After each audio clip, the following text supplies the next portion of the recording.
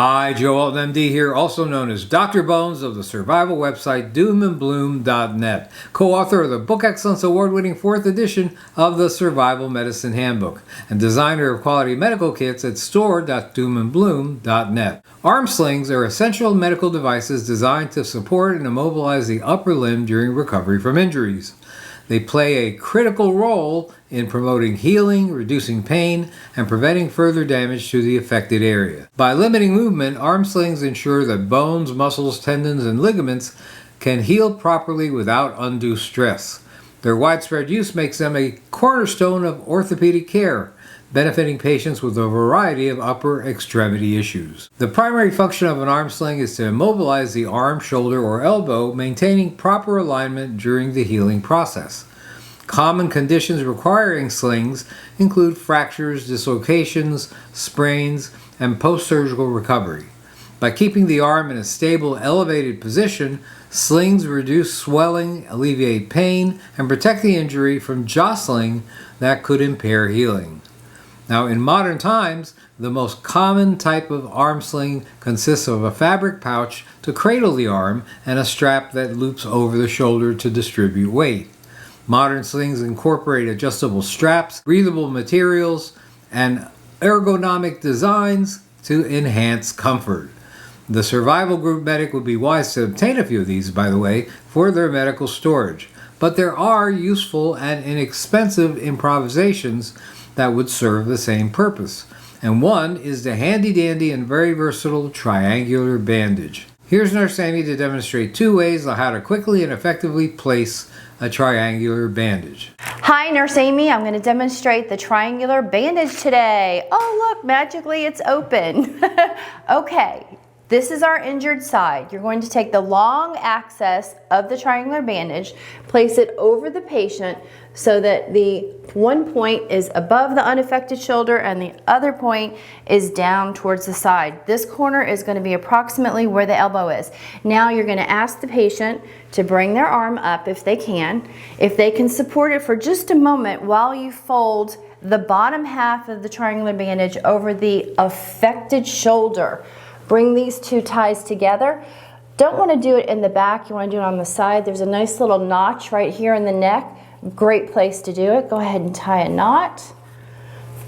And if this is uncomfortable for the patient, you can put a little padding behind the triangular bandage so the neck is more comfortable. Make sure that you have stabilized the arm in about a 90-degree angle for this particular broad arm sling. And then you're going to secure a little pocket here in the corner. I have pre-tied a little knot, but you're going to want to make sure it's secure. You can fold it, you can tuck it, you can also use a safety pin, but make sure there's a little bit of a pocket here so the elbow doesn't slip out. Then you're going to want to check the fingers. Make sure that the hand is supported. Check the capillary refill. Make sure that there's nice blood flow, and make sure that the patient is comfortable and secure. That is the broad arm sling. Okay, this time we're going to do the second type of arm sling, the broad arm sling. So this time you're also going to place the long axis of the triangle onto the unaffected side. The point of the triangle is going to be towards the elbow. Now we're going to raise the hurt arm up here. You may not have to ask the patient to stabilize this because you're immediately going to fold over the remaining triangle. Fold it over the arm, and you're going to gather this material together and you're going to twist it at the end and create that same pocket we talked about. But you see how you now have extra material? You have a nice pocket that will support that elbow, keep that arm raised and in place. So twist that a few times, and then instead of going over the affected shoulder, we're going to go behind the back with our extra material. And we're going to come up to the unaffected side. Move over this way. Make sure this is nice and tight. Hand is secured. We're going to tie it on the unaffected side. Again in that notch if you can get there. Make a nice little knot. Again, you may want to put some padding behind the neck so it's nice and comfortable. Check the fingers for circulation. Make sure there's capillary refill, really good. The hand is nice and secured, and that is the elevated arm sling. In conclusion, arm slings are indispensable tools in orthopedic recovery, balancing immobilization and comfort to facilitate healing in good times or bad. I hope you found this video useful.